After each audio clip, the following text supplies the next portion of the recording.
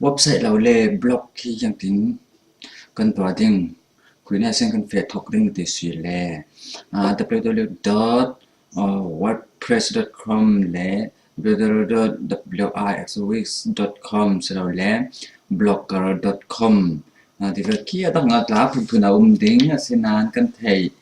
ลาวเดี๋ยวมีแลกันมาทำมีคลิปที่มีปฐุมเตกันตาลังสิบล็อกและเว็บไซต์กันติดกับที่ยังตีนติดเลยบังโอกาสนั้นก็ตานเขียนและที่มันได้เขียนเดี๋ยวรองกินบล็อกและเว็บไซต์สิสิ่งนั้นกันติดลาปีมีจูเว็บไซต์ที่กันเก่าเท่าจู่สิWordPress ที่อันนี้จู่คลักคัดสิเราเล่กลุ่มคาตายังมาที่ไปซา domain name ที่มันคงจุดเลยที่มีที่ domain name ที่ฟรีนำหังเทยฟรีนำหังเทยนั้นไปอัน domain name นั่นละบุคคลเล่ไปชันเป็ดเทยฟรีที่blocker ที่ฟรีนั่นตัวเทยสินั้นทุกที่นักการตัวดูมีที่ยินาคีทุกทั้งที่เสร็จทุกทั้ง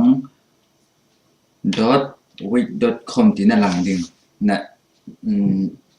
แล้วใช้ enter ใช่ไหมฟรีนั่นตัวสิเลยจุดเลยblocker ที่ blocker นั่นตัวดิ่งนั่น blocker ฟรีนั่นหลังดิ่งสิเลยจู่อย่างที่ในเว็บไซต์หลังดิ่งที่สิเลย www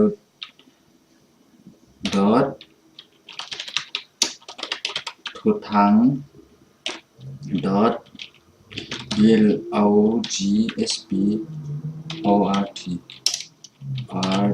blogspot.com ที่นั่นหลังดึงจะรวงให้ที่นั่นหลังดึงรวงที่มีเรื่องขัดจุกันอันดูแล้วยังอะไรเรียกhow to งานดึงที่ blogspot.com ที่เรียกที่ wix.com ที่มวยเราเศร้าตกลงที่ domain name เขียนหลักเท่าตัวเลย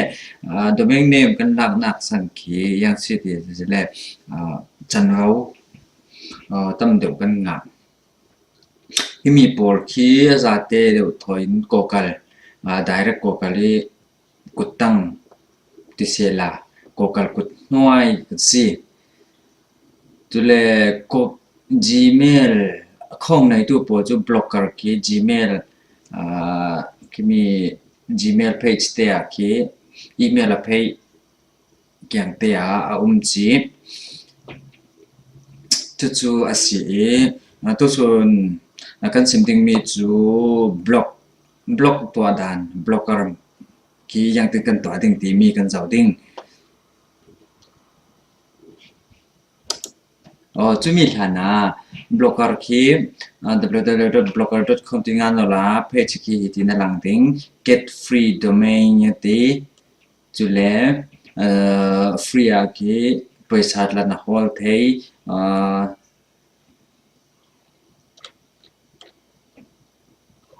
สิจุเล่ WordPress ที่นี่จูprofessional ที่เสร็จละมีล่างปีเดียวกันของมีตัวเว็บไซต์ตัวปีที่เรียกโปรแกรมที่มีกันของกลางปีอย่างแต่เลยที่มีแค่ที่ติดที่นับตูมอัปโหลดใส่ที่unlimited ที่เรียกซีรังที่มีของกลางปีบล็อกสลับเล่เว็บไซต์ที่เรียกที่พุ่นที่น่าที่มีแค่กิมที่เสร็จละที่กันมีเล่กันที่มีสถานะที่มีสุมาที่จะได้นัตัวที่มีสิจุเลวิกที่อันนี้ที่สตาร์เวที่มีที่อันนี้ที่เทมเพลตที่อันมาเทมเพลตแบ็กกราวด์ดีไซน์ที่อันมาตัวจะมีสิสตาร์เวเท่าที่มีที่ฟรีสิฉะนั้นตัวส่วนนี้กันสิ่งที่มีจู่ยังมีสิเลยblocker กันตัว tọa đàn tiếng cần giáo tiếng blogger ký tín www.blogger.com tín ngàn thể lẽ click khi nào sử dụng theo click your blog tín nào hunan met tiếng ok email này tool email pakat khanong tiếng email kan ong tiếng email kan ong si le hi tin suak ding click new o na du mi phing na pek thei thu thang kan ti ding thu thang chu lem na blog address ki yang ver na du ti mi si thu thang blogspot.com ti bi cái tòa ding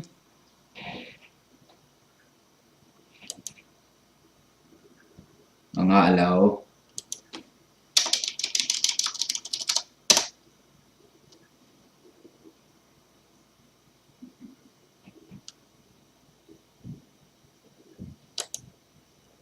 rồi bên chuồng chu as hi mi khi cái email in domain name cái lạc chả ruang hi tin là lang si chú ti si lâu le chú domain name na email in này khi lâu mi si le chú khi nào khi yang si le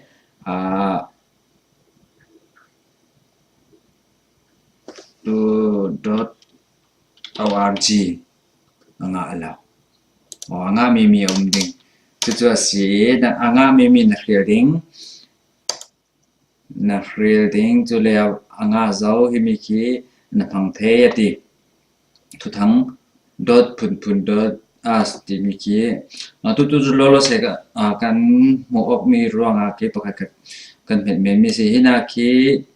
team ki background ki yang ve pun na du hi ve mo na du na khriel thei hi mi kan khriel ding chú le click blog tí nào hôn là cần mệt tiếng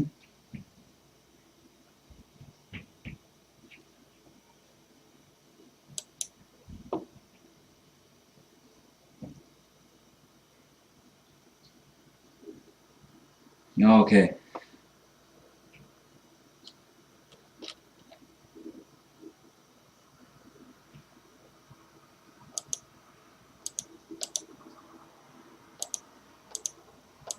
si blog pakhat kan nga zau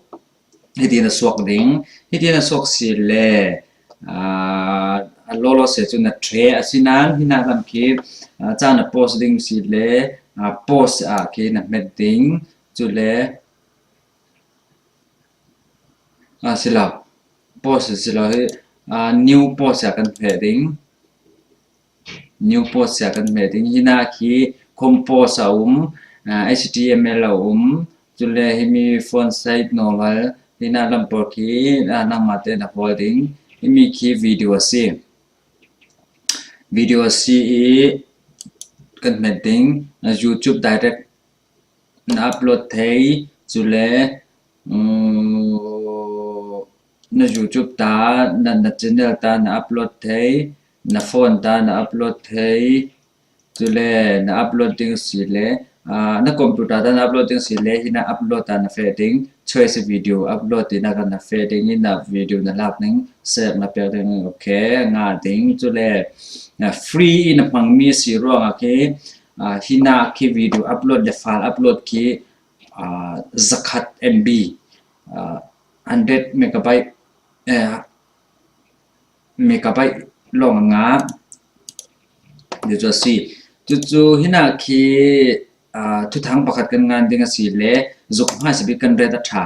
yang ti le blogspot ke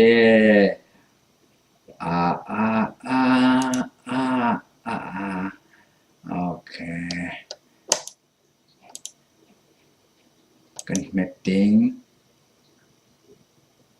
atluna ve kan meeting select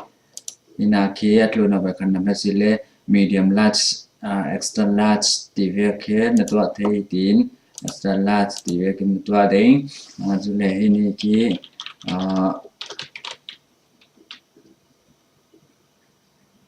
cho sen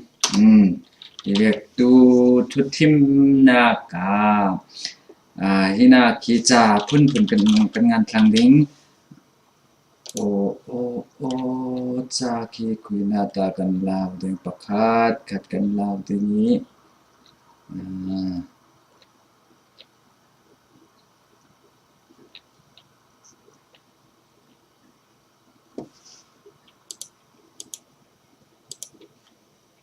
อืม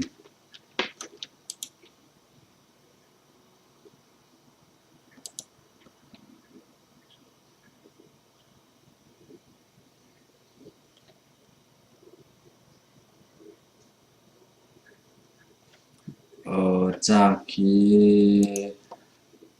นะที่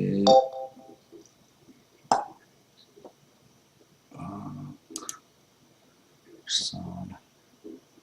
ยังคือใครสุดเจนเจอ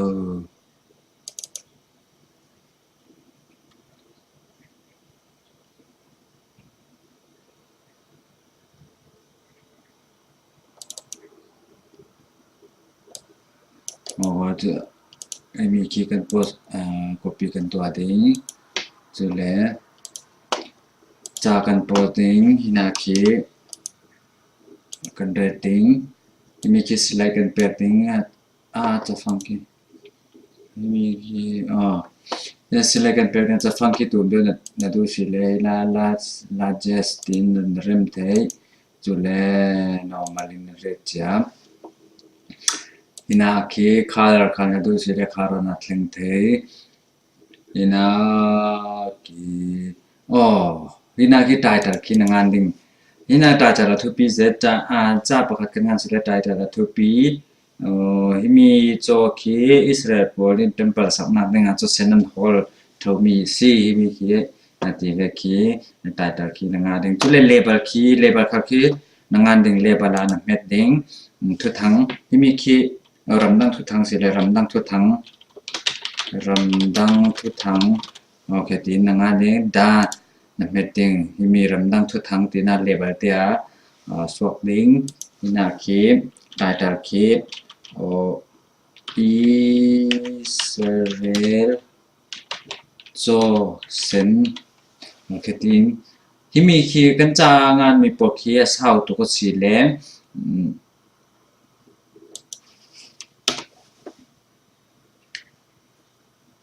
Hinaki yan desi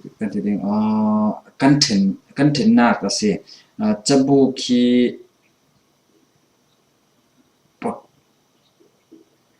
asau to mi ki kan bil vek pong sanin si ina in kan to asile hitina hitang lam ki tu thina ka himi na post mi ki direct an het sile cho zaten mo coding nan asinan zatei ki na website blog.com tinan lu si le azate nan hulauding himi atlun lamlon huding sina tanglam te aki mirang chain si mor ti mi ding si mor ti na hun an nga chile ki na post mi azaten an thau ding churang atu ki na the narem the si le post publish an heading okay pakhat kan post zo himi ki nakhat kan post zo mi ki narem sadu sile edit view share delete na hlon du sile na hlon thei chule kan zau ding yang ver si okay hitin suak si okay kan label ki thu thang si Israel cho chang kan post ni ki April tu soon tu kan post mi okay hitin si suak chu si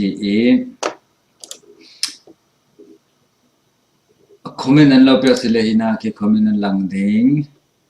chu le layout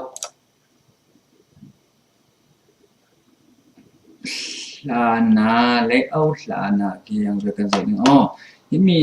team kan zau ding team ki kan zau ding ni na du asile himi ki na du asile na mang reng the sina na du adang na thleng du khal sile na thleng thei he phuna chu si na du na ril thei pakhat kan thre san ding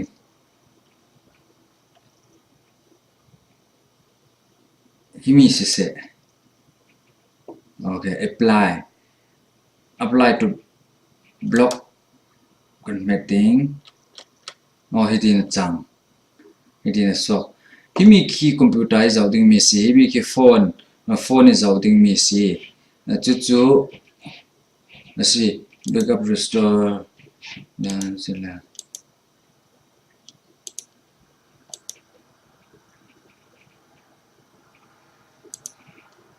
okay himi si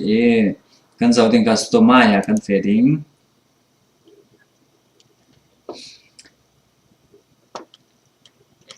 okay hina ki yang vek si ti si le team ki na thleng thei chu le background khal ki yang vek background na do color ki yang vek color na do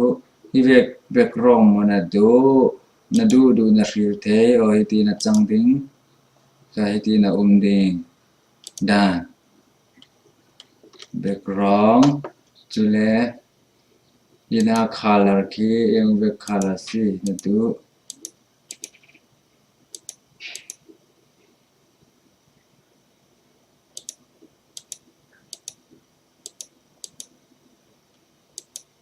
hay tin nó là du in là rem thấy na du in là rem thấy si ina ki ina ka ki na du in là rem thấy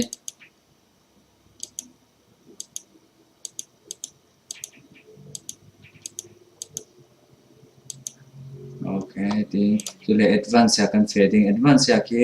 ina ki ya tam block title ki yang việc là tú yang việc cha là tú hi việc cha mà là tú chỉ đầu lấy hi mi cha mà là tú nông mai là tú tú là hiểu thế ina cái block đại ta sang á chú lẽ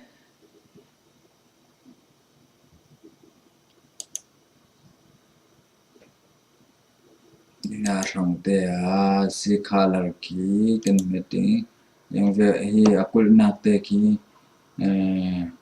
yang việc color si na tú red mo ini sisela jule title color ki red sisela red kan rating jule header bar color si red chimi te kan rating ana du din ram the jule tap ki green seum ina ki on post me color ki yang ve color na du na rem thei ki ina te ki ma te na thleng o zau ina ki Israel cho chang tin na lang zau hi bi color ki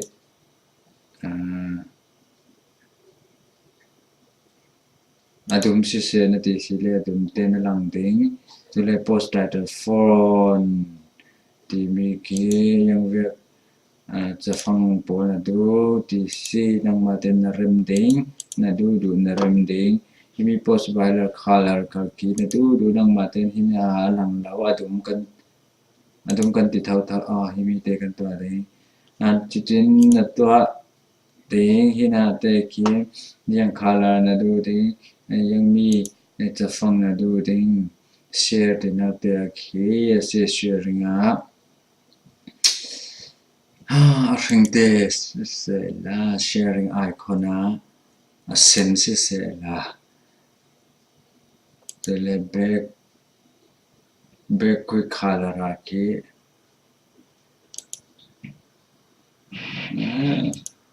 the picture aki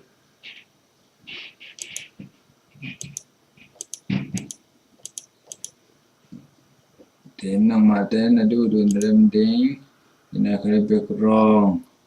slider na du na rem ding ina ke yang ve khala swap ke mate na tlengo vivo moi na ti mi nang mate hi na thleng ding okay kami za se la chulem imi ki Adobe Photoshop CSN na template na ngan du sile nang mate na ngan thei na du na to thei na sinan ka ti ki simen second to sile apply na rem na du to sile apply to block thì nào hơn tiền mệt tính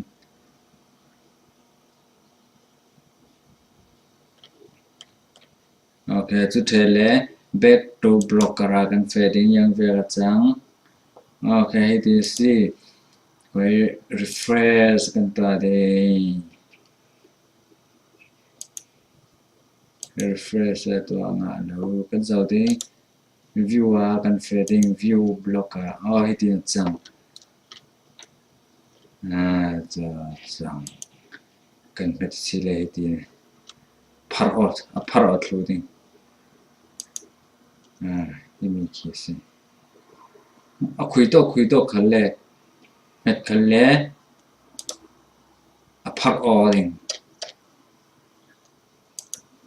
mình kia share khá là gần đó mình kia làm ngon lắm đi cái tên năng mà tới khi cái nào làm mà năng mà thế là đủ là thằng này xí ina ki tule layout kin layout kin Epson card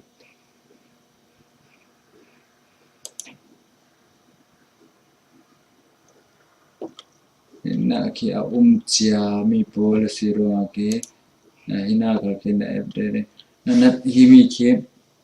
body ki blog post ki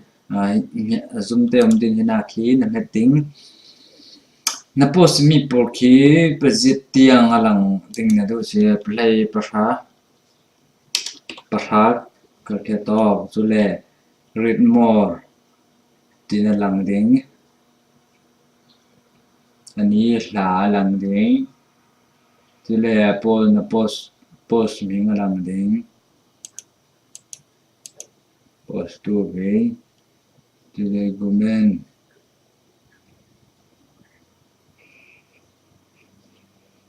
si save kun met ding yang việc ini chẳng phải refresh kan meeting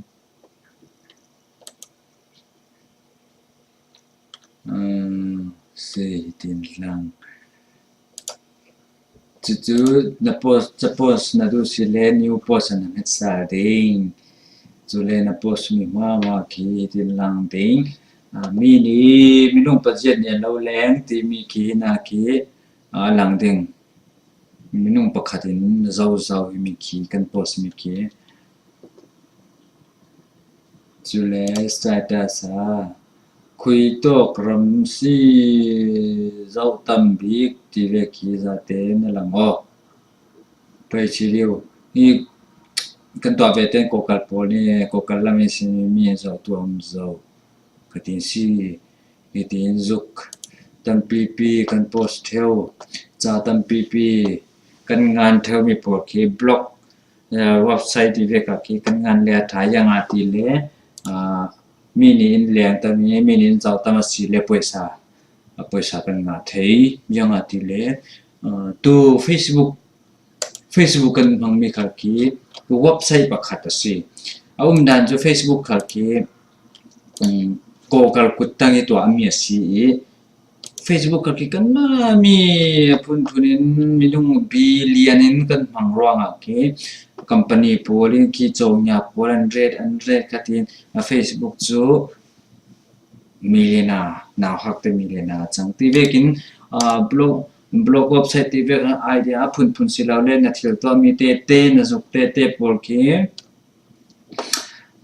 website ana process le ko kal polin paisa commission fee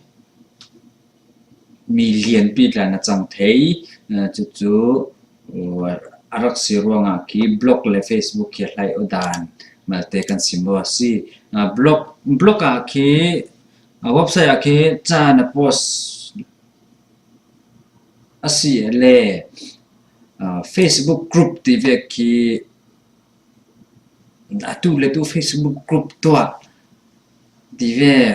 aki to pi lawa si law na Facebook kal ki to pi thau nan kan thanga ki kan hang mi thil kan hang sak thona bang o tu website jo kan ma ta si ko kal cô cần này na buổi sáng cần lấy cần đủ là cần lấy thấy free là cần phòng thấy chú cô cần là không email là không này tu mỏ mới châu vào việc mình xí ra cái buổi sáng là cần ngã thấy chú sĩ tu số chú kami hoa sĩ sẽ là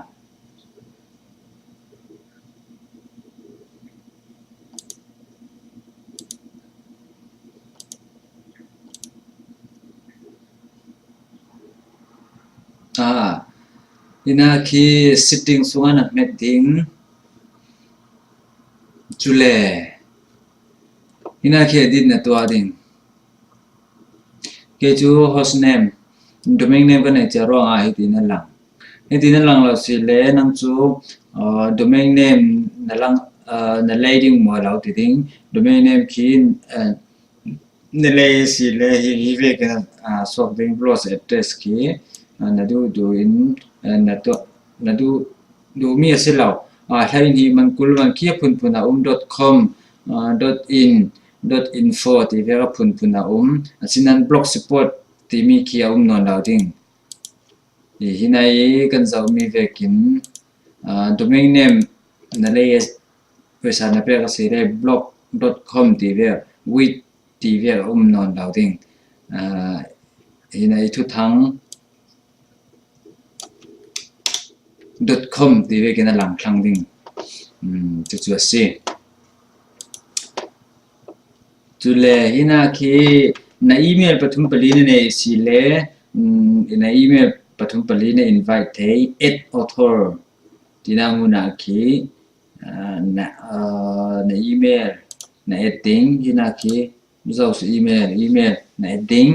na email azaten nangan dingi invite author tin nangan ding chule na email pakhatu son khalki dimi block ki cha post ve thading chu si se la chule himi ka the zau kan ong ding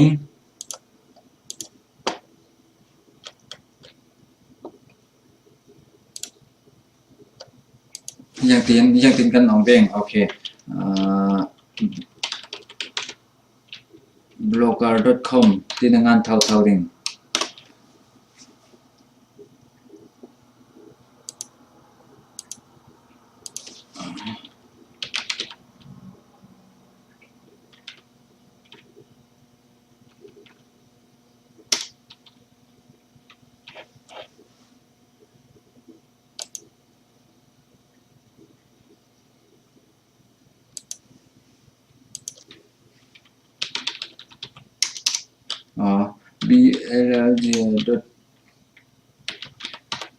blog.com blogger.com akan met sile itina lang ding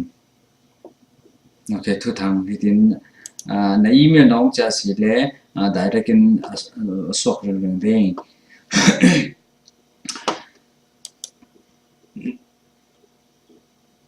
sign out kan met ding okay email na sign out sile yang tina lang ding tika za ding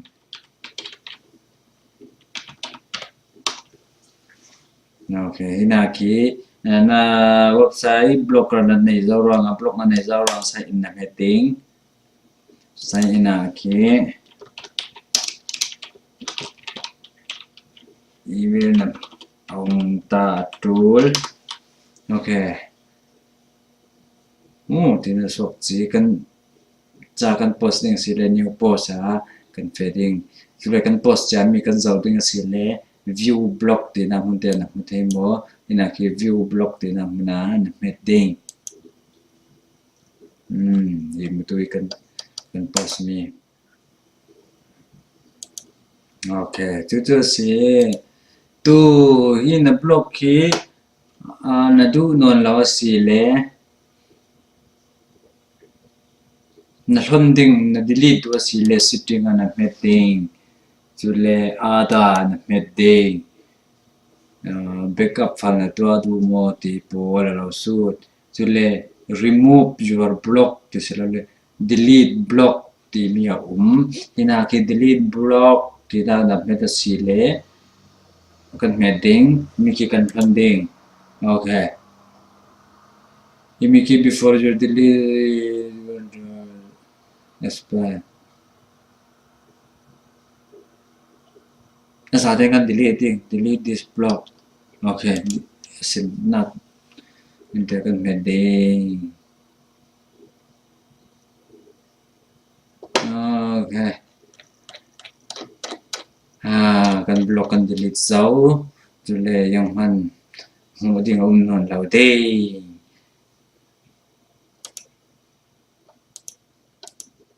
okay đừng ơi